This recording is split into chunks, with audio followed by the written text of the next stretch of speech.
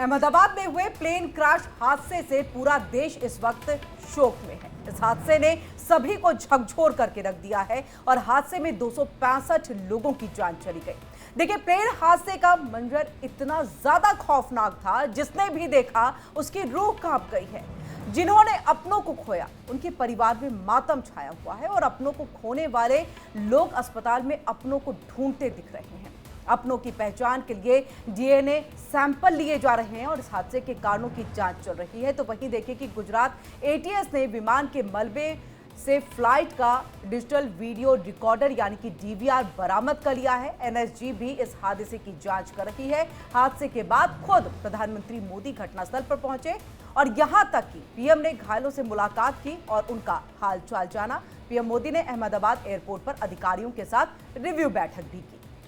हर कोई इस हादसे से स्तब्ध है। बस रह गए तो तमाम सवाल जवाब, जिनके अभी जवाब आने बाकी हैं।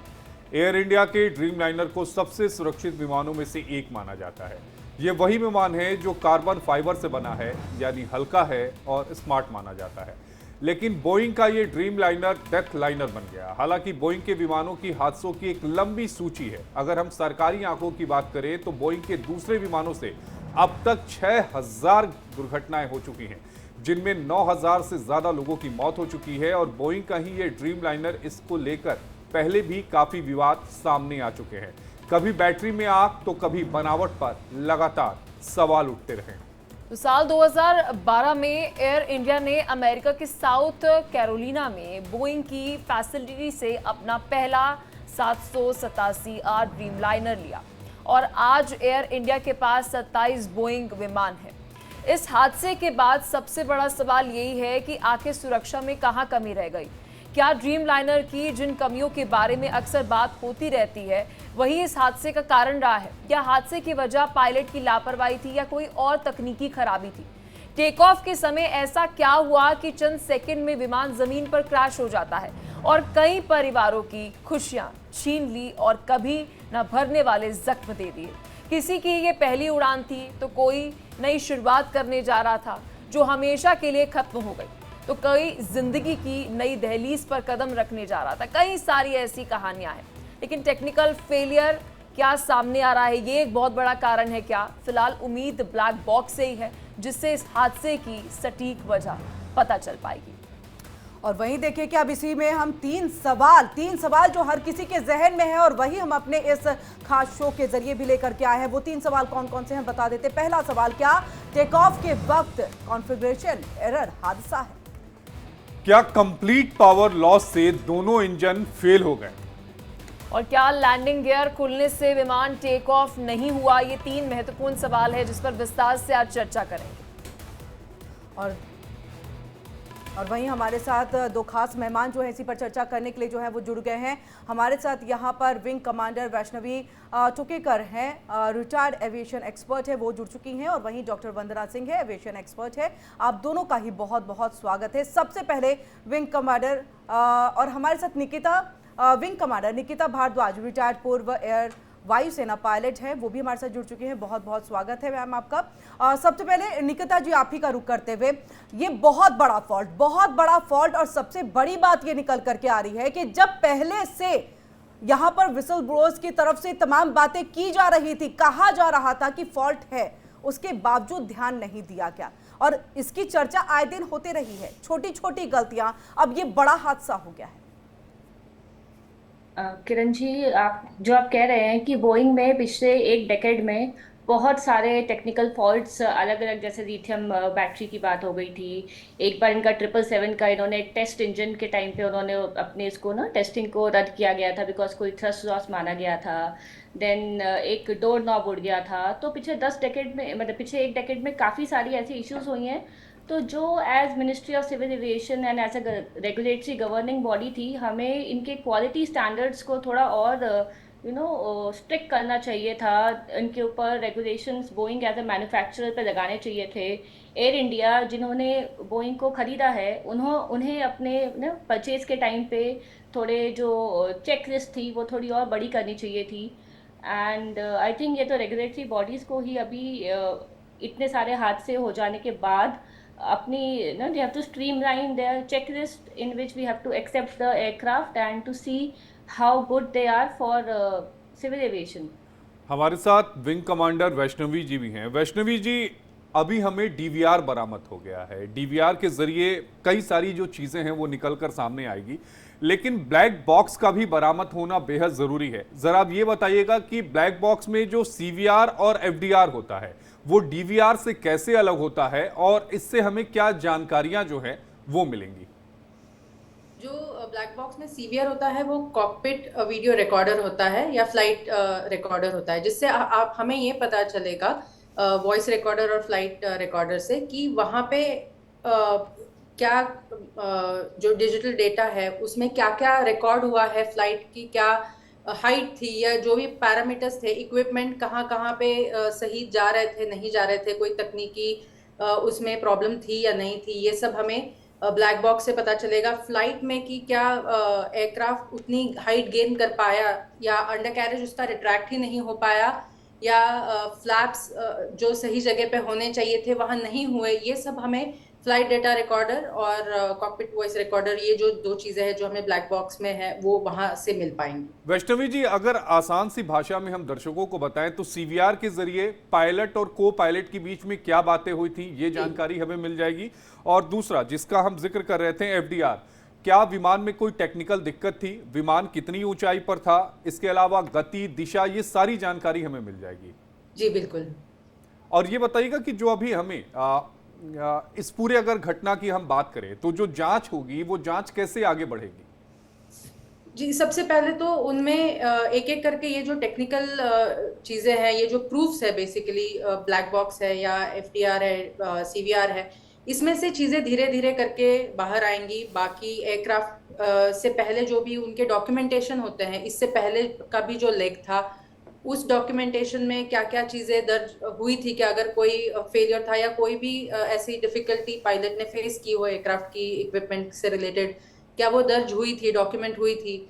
उसके बाद लैंडिंग के बाद भी जब टेक्निकल एक पूरा चेक होता है उसमें कुछ निकला था उनके चेक में। विंग कमांडर वैष्णवी जी, एक बात इस पर भी बताइएगा, जो आप ये पूरा एसओपी बता रही हैं कि इस तरह से आगे की जांच हो सकती है, जो टेक्निकल क्लियरेंस होता है, जो ऑडिट होता है, वो किसी विमान का किस तरह से होता है, इसके बारे में भी थोड़ा सा विस्तार से जानकारी दीजिएगा। क्या इस एंगल पर भी जांच होगी कि टेक्निकल क्लियरेंस के अंदर कोई मतलब कमी रह गई? जी, टेक्निकल क्लियरेंस के ऊपर बिल्कुल जांच होगी। इनफैक्ट जांच उसी से शुरू होगी। और जो आप कह रही हैं कि टेक्निकल चीज़ें, उनका एक अलग अलग टाइमलाइंस होती है टेक्निकल चीज़ें की, किसी भी एयरक्राफ्ट की।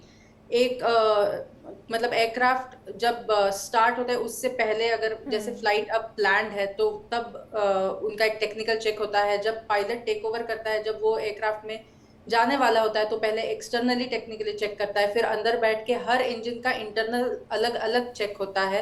उसके अलावा उनकी जो टेक्निकल टीम होती है वो खुद, उनके अलग पैरामीटर्स है, उनके अलग एजेंडाज है जिनको वो चेक करते हैं। हर टेक ऑफ और लैंडिंग से पहले ये दोनों होते हैं। इसके अलावा कुछ क्वार्टरली पीरियोडिक भी अलग अलग टेक्निकल चेक्स होते हैं जो मैंडेटरी होते हैं, जो हर मतलब मिलिट्री एयरक्राफ्ट है या सिविल एयरक्राफ्ट है, इन दोनों में ये किए ही जाते हैं। कुछ होते हैं जो वीकली होते हैं, मंथली होते हैं, क्वार्टरली होते हैं, हाफ ईयरली, एनुअली, या फिर एयरक्राफ्ट का जैसे हमारी गाड़ियों का सर्विसिंग होता है उसी तरीके से इसको भी ये किया जाता है। तो वहीं निकिता मैम, आपसे इस बात को, क्या वो सर्विसिंग जिसका जिक्र यहाँ पर विंग कमांडर वैष्णवी जी भी कर रही हैं, तो ऐसे में हम आपसे भी समझना चाहेंगे, क्या यहाँ पर ये बहुत बड़ी चूक हो गई, मेंटेनेंस सही से नहीं हो पाया चीजें, या फिर ये कहे कि जो उड़ान भरने से पहले एक पूरी तरह से जांच की जाती है, पुर्जे पुर्जे को एक जो है जांचा जाता है कि ये विमान कितना सक्षम है यात्रियों को ले जाने के लिए, क्योंकि कई जिंदगियां जो हैं इसके ऊपर में सवार होती हैं और आपको उसकी सुरक्षा जो है वहां पर सुनिश्चित करनी है। ऐसे में आप अपने हिसाब से, क्योंकि आपका उतना एक्सपीरियंस है, समझ सकते हैं चीजों को, अपने हिसाब से ये बताइए कि वजह क्या खास तौर से इस हादसे के पीछे रही हो। Kiran ji, adding on to जो मेरी फ्रेंड वैष्णवी ने बोला है, मैं आपको 3 टर्म्स और अपने दर्शकों को बताना चाहूंगी। एक होता है एफएफएस, फर्स्ट फ्लाइट सर्विसिंग, एक होता है टीआरएस, टर्न राउंड सर्विसिंग, और एक होता है एलएफएस, लास्ट फ्लाइट सर्विसिंग। तो ये 3 चीज़ें हमारी जो मेंटेनेंस एक्टिविटीज़ होती है ना, उनकी बहुत ही इंपॉर्टेंट 3 प्रोसीजर्स हैं। एफएफएस की जाती है जब जहाज फर्स्ट मतलब ऑन दिस डे जो सबसे पहले फ्लाइट के लिए ऑफर किया जाता है, तो जो चेकलिस्ट आप वो सारे मेंटेनेंस इंजीनियर्स फॉलो करते हैं, उसको फर्स्ट फ्लाइट सर्विसिंग किया जाता है। उसके बाद एयरक्राफ्ट टेक ऑफ करता है, कहीं और जाके लैंड करता है, तो हर टेक ऑफ और लैंडिंग के बीच में एक 45 मिनट्स टू 1 आवर की सर्विसिंग होती है। उसको टर्न राउंड सर्विसिंग कहते हैं। उसके अंदर क्या होता है कि एयरक्राफ्ट अभी एयरबॉर्न होके वापस लैंड किया है, तो कुछ और जो इम्पोर्टेंट क्रिटिकल उसके पैरामीटर्स होते हैं उनको दोबारा से चेक किया जाता है। और जब एयरक्राफ्ट रात को अपनी सारी दिन भर की फ्लाइट खत्म कर चुका होता है, उसके बाद एंड में उसकी दोबारा से एक सर्विसिंग होती है। उसमें चेक किया जाता है कि जो मॉर्निंग में जितने भी उसके वो थे ना पैरामीटर्स थे, वो वैसे ही है कि पूरे दिन की उड़ान के दौरान उनमें कुछ चेंजेस आ गए हैं। और ये सिर्फ मेंटेनेंस एक्टिविटी मेंटेनेंस इंजीनियर्स नहीं करते हैं, इसके बाद एक्सेप्टेंस से पहले पायलट खुद भी करता है। There is a pilot acceptance check that is done by pilot himself, और वो उस जहाज को उड़ाने से पहले एक रिस्पॉन्सिबिलिटी अपने ऊपर लेता है कि ये सब चेक्स मेंटेनेंस वालों ने किए हैं और मैंने उसको दोगुना तो दोबारा इसका चेक अर्थ है किया मैम गया कि है। ये पूरी की पूरी रिस्पॉन्सिबिलिटी जो है वो पायलट के ऊपर में, क्योंकि एंड में आप ही चेक करते हैं, एंड में आप ही ये हाँ सुनिश्चित जी। करते हैं कि ये फ्लाइट जो है अब उड़ाने के लायक है, अब हम इसे उड़ा सकते हैं। ऐसे में हाँ जी। कन्फिगरेशन का भी जिक्र यहाँ पर किया जा रहा है हादसे के पीछे। हम चाहेंगे कि इस पे भी अगर आप रोशनी डालें मैम। हम एटीसी लैंग्वेज में बात करते हैं कि the entire whole so responsibility of the aircraft is with pilot in command. तो जब वो पायलट एक एयरक्राफ्ट को एक्सेप्ट करता है और वो इतने 250 से 300 लोगों को लेकर उड़ रहा होता है, तो आई एम श्योर उसकी ना जो चेकलिस्ट है वो इतनी कॉम्प्रिहेंसिव होती है कि उसमें भूल चूक होने के चांसेस बहुत कम होते हैं। और वो अकेला नहीं करता है, उसके साथ एक को पायलट भी होता है। तो कहते हैं ना रिडेंडेंसी को चेक करने के लिए कि भाई एक से ना भूल चूक हो जाए, तो उसको दोबारा से चेक करने के लिए एक साथ में जो को पायलट होता है वो भी उस चेकलिस्ट को रन करता है। तो नाउ इतने रिस्की एटमॉस्फेयर में, जिसमें हम एविएशन की बात करते हैं, it is a risky industry, उसमें ये जो चेकलिस्ट है वो एक ही बंदे के ऊपर हम नहीं छोड़, एक ही wing it is commander being done by Vaishnavi ji, multiple people। अभी बहुत से ऐसे एक्सपर्ट्स हैं जो कह रहे हैं पॉसिबिलिटीज ये भी हो सकती है, जो वीडियो सामने आए डबल इंजन फेलियर का वो जिक्र कर रहे हैं। अगर आप टेक्निकली इसे थोड़ा समझा सके, और क्या ये हम पहले से, मतलब जो पूरा इंक्वायर हम करते हैं कि टेक्निकली एक क्लियरेंस होती है, ऑडिट होती है, क्या उसमें पता चल पाता है और ये ऑल ऑफ अ सडन हो जाता है?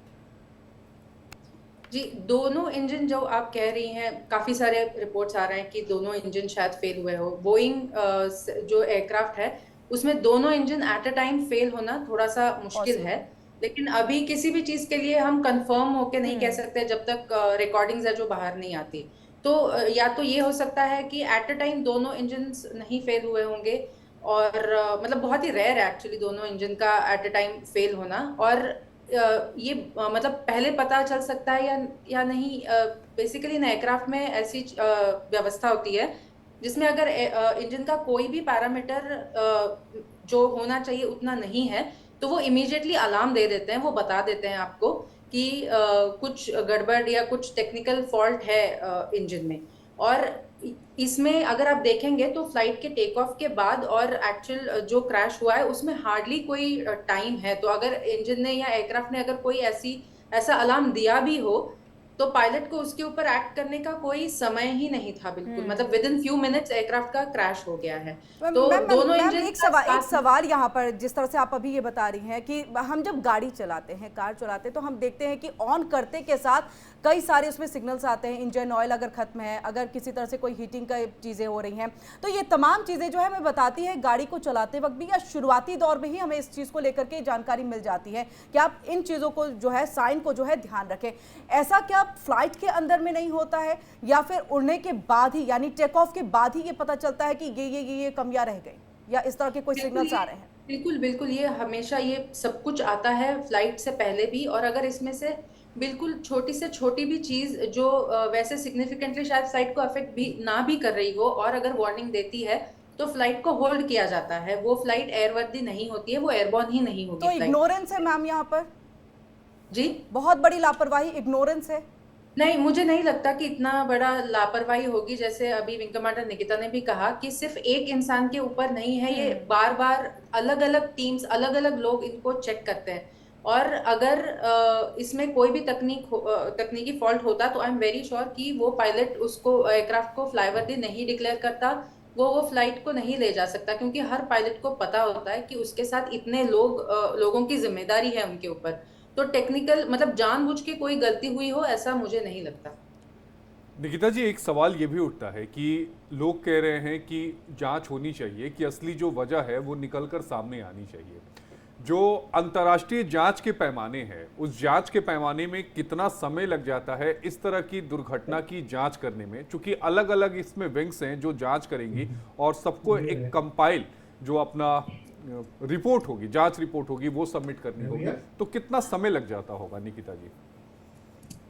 आशीष जी, एक जो एयरक्राफ्ट एक्सीडेंट इन्वेस्टिगेशन बोर्ड बैठता है वो मिनिस्ट्री ऑफ सिविल एविएशन द्वारा बैठा जाता है, क्योंकि वो उसको डीजीसीए से अलग रखना चाहते हैं। उसके अंदर अलग अलग टीम के मेंबर होते हैं, एक्सपर्ट्स होते हैं, एविएशन एक्सपर्ट, मेंटेनेंस एक्सपर्ट और एटीसी एक्सपर्ट। और उसके अंदर हम जैसे बोइंग है इसमें, तो ओईएम का मेंबर भी बैठते हैं। तो एक प्रीलिम रिपोर्ट जो होती है ना, वो उनको 30 दिन के अंदर अंदर देनी होती है, जिसके अंदर वो इनिशियल जो इन्वेस्टिगेशन करते हैं, सीवीआर मिल गया है हमें, डीवीआर मिल गया है और एटीसी से हमने आरटी फिजियोलॉजी निकाल दी है, जितने भी मेंटेनेंस के डॉक्यूमेंट साइन किए गए थे। और आजकल तो सब कुछ डिजिटल हो गया है, तो ऑल द मेंटेनेंस एक्टिविटीज़ जो की गई थी जहाज़ के उस दिन, उस फ्लाइट से पहले, उस पूरे दिन में और पिछले 6 महीने में या 1 साल में उसके अंदर क्या क्या तकनीकी खराबियां आई थी, उसका लॉग मेंटेन होता है। तो इन सबको कलेक्ट करके 1 महीने के अंदर they are suppose to give एक प्रिलिमिनरी लेकिन रिपोर्ट। आप ये कह रही हैं कि 1 महीने में जो रिपोर्ट देनी है वो प्राथमिक रिपोर्ट होगी, तो फाइनल हाँ रिपोर्ट जी। देने में कितना समय लग जाता होगा निकिता जी? 12 महीने के आसपास दे आर 1 सपोज साल टू लग गिव। जाएगा? हाँ जी, बिकॉज इतनी बड़ी इन्वेस्टिगेशन होती है, तो 1 साल के अंदर उनको उनका डिटेल्ड रिपोर्ट, बिकॉज इस तरह के जो कैटास्ट्रॉफिक एक्सीडेंट होते हैं उनकी जो बिल्कुल ना हम कहते हैं ग्राउंड लेवल पे जाके जांच की जाती है। बहुत सारी चीज़ों को हमें बारीकी से देखना पड़ता है, बहुत और लोगों जो का शुरुआती 30 inputs। डेज का आप जिक्र कर रही हैं मैम, कि जो आपकी इनिशियल रिपोर्ट होती है जो आपको सबमिट करनी हाँ होती जी। है, उसमें मोटा मोटा पता चल जाता है कि मतलब जो मुख्य कारण होगा इनिशियल इन्वेस्टिगेशन में, उसके संकेत मिल जाते हैं। हाँ, ये मतलब इस इन्वेस्टिगेशन में नैरो डाउन कर पाते हैं कि ये जो चीज़ें थी इनको हम डिसरिगार्ड कर सकते हैं। कि अगर हमने डॉक्यूमेंटेशन चेक कर दी और तक मेंटेनेंस के से, मतलब एक एग्जांपल दे देते हैं कि मेंटेनेंस के टाइम पे कोई खराबी नहीं थी पिछले 1 साल से, पिछले 1 दिन की, तो हम कह सकते हैं अच्छा ठीक है, ये वाली चीज़ें हम रूल आउट कर देते हैं। और अभी हमें लग रहा है कि शायद फ्लाइट के टाइम पे ABC 3 चीजें हुई होंगी, तो उसके हिसाब से वी कैन नैरो डाउन करते करते वो 2-3 पॉइंट्स पे आ जाते हैं एंड उसके हिसाब से एक अपनी प्रिलिमिनरी रिपोर्ट दे पाते हैं। और फिर बाकी का जो टाइम मैं बता रही हूँ कि 12 महीने तक जा सकता है, उसमें वो डिटेल्स में बारीकी से जाके उसकी छानबीन की जाती है। 2-3 पॉइंट्स का मतलब क्या है निकिता जी यहाँ पर, कि ये 3 वजहें हो सकती हैं जिसकी वजह से ये दुर्घटना हुई हो, और 1 साल का जो लंबा समय लिया जाता है वो उस डिटेल एनालिसिस के लिए लिया जाता है ताकि ये पता चल सके कि वाकई एक्चुअल वजह इन तीनों में से वजह कौन सी थी? हाँ जी, वो 1 साल, हम जैसे मैंने आपको बताया ना कि बहुत सारे डॉक्यूमेंट्स और बहुत सारी डिजिटल रिकॉर्डिंग्स हम लेते हैं, तो एक टाइमलाइन क्रिएट की जाती है कि अगर हम कहें जीरो आवर से लेकर मिसहैप तक एक टाइमलाइन क्रिएट करके हम कैसे उस वजह तक पहुंच पाए जिसकी वजह से एक्सीडेंट हुआ था। तो 12 महीने वैष्णवी जी, जो हम फैक्टर्स पे बात कर रहे हैं कि इन फैक्टर्स पर आगे जो जांच जो है वो होगी, जो कुछ देर पहले आपसे सवाल भी हम पूछ रहे थे, क्या इसमें एक फैक्टर ये भी होगा कि इसी विमान के जो और एक्सीडेंट्स हुए हैं उनकी रिपोर्ट्स को भी देखा जाए और एक मतलब पूरी इन्वेस्टिगेशन में एक हेल्प होगी कि ये कारण फैक्टर्स इस विमान में रहे हैं एक्सीडेंट के? जी बिल्कुल। इससे पहले बोइंग के जितने भी एयरक्राफ्ट रहे हैं, वैसे ड्रीमलाइनर का ये पहला ही है, लेकिन बोइंग के बाकी जो एयरक्राफ्ट है और जिन जिन चीजों में प्रॉब्लम आई थी वो जरूर कोरिलेट किया जाएगा, उसमें से देखा जाएगा कि क्या वो सारे पैरामीटर्स वैसे ही थे या कोई चेंज था, नहीं था। वो बाकी सारे एक्सीडेंट्स इसके साथ कोरिलेट किए जाएंगे, लेकिन उनको एक मतलब माइलस्टोन लेके नहीं चलाया जाएगा, बस रेलेवेंस के लिए उनकी हेल्प ली जाएगी। नहीं, लेकिन मैम इसमें एक स्टेप तो ये होना चाहिए कि हमें फिलहाल बोइंग ड्रीमलाइनर के इस्तेमाल पर रोक लगानी चाहिए कि अब ये जो फ्लाइट है इसमें कम से कम जो है ये उड़ान नहीं। और मुझे लग रहा है इसको लेकर के शायद उड्डयन मंत्रालय से जो है चीज़ें जो है उसको लेकर के स्टेप उठाया गया होगा। आप क्या कहती हैं कि अभी इन्वेस्टिगेशन का पार्ट है, अभी रुकने की जरूरत है, क्योंकि बहुत बड़ा हादसा, ना जाने कितनों की जिंदगी और कितने परिवारों का एक सुख चैन जो है वो खत्म हो गया और ये घाव भरने में वक्त लगेगा, तो ऐसे में एक स्टेप तो ये होना ही चाहिए। जब भी किसी एयरक्राफ्ट का एक्सीडेंट होता है, एक टाइप एयरक्राफ्ट का, तो यूजुअली वो पूरी फ्लीट को ग्राउंड किया जाता है कुछ समय के लिए टू चेक, हर एयरक्राफ्ट का हर पैरामीटर चेक किया जाएगा, हर इक्विपमेंट चेक किया जाएगा कि क्या हर ड्रीम लाइनर में जितने भी, सिर्फ इंडिया में नहीं, इस पूरी दुनिया में जितने भी ड्रीम लाइनर्स होंगे सब में वन टाइम चेक किया जाएगा, और अगर उसके बाद उस देश को या बोइंग भी क्लियरेंस देता है और उस देश को, उस ऑपरेटर को लगता है कि ठीक है ये विमान फिट है फ्लाई करने के लिए, एयरवर्दी है, तो ही उसको फिर नहीं, से लेकिन वैष्णवी जी, बोइंग कंपनी की तरफ से देखिए ये कह दिया गया कि फिलहाल हम वीडियो देख करके तो कम से कम ये नहीं करेंगे कि हम जो है रोक लगाएं इस पर, इसे बैन करें, प्रतिबंधित करें कि कुछ समय के लिए रोके, जांच हो, उसके बाद ही हम चीजें, जब तक हम वहां जा करके यानी कि घटनास्थल पर पहुंच करके हम स्थिति का जायजा नहीं ले लेते और चीजों को समझ नहीं लेते हैं। लेकिन नहीं लग रहा कि इसके पहले भी ऐसी चीजें आ चुकी हैं? खुद आपकी कंपनी से ना जाने कितने आपके यहाँ के काम करने वाले जो एम्प्लॉय रहे हैं उन्होंने इस बात को उठाया है और बड़े पोस्ट पे सभी रहे हैं, उन सब ने इस बात को कहा कि कमियां हैं और कमियों को दूर करने की जरूरत है। और देखिए अब तो बड़ा हादसा हो गया, 242 लोग, और जो ग्राउंड पर थे तकरीबन मिला लीजिए तो 265 लोग, इसमें अपनी जिंदगी उनकी खत्म हो जाती है। तो अब तो ये बोइंग कंपनी की भी एक रिस्पॉन्सिबिलिटी बनती है। बोइंग की रिस्पॉन्सिबिलिटी ये जरूर बनती है, वो इन्वेस्टिगेट करेंगे, उनको उन्होंने करना चाहिए इन्वेस्टिगेट। इनफैक्ट जैसे मैंने कहा कि हर एयरक्राफ्ट का एक इंडिविजुअल चेक भी होता है सेम टाइप ऑफ एयरक्राफ्ट का, तो वो भी होना चाहिए। और अगर ऐसा कोई भी उसमें कोई प्रॉब्लम, टेक्निकल फॉल्ट नजर आता है, कुछ पता चलता है, तो इमीडिएटली उसके ऊपर एक्शन लेना चाहिए, ऑपरेटर्स ने उसको रिपोर्ट करना चाहिए। लेकिन एक बार इसकी जानकारी लेनी बेहद ज़रूरी होगी कि आखिर डीवीआर में क्या कुछ निकल कर आता है।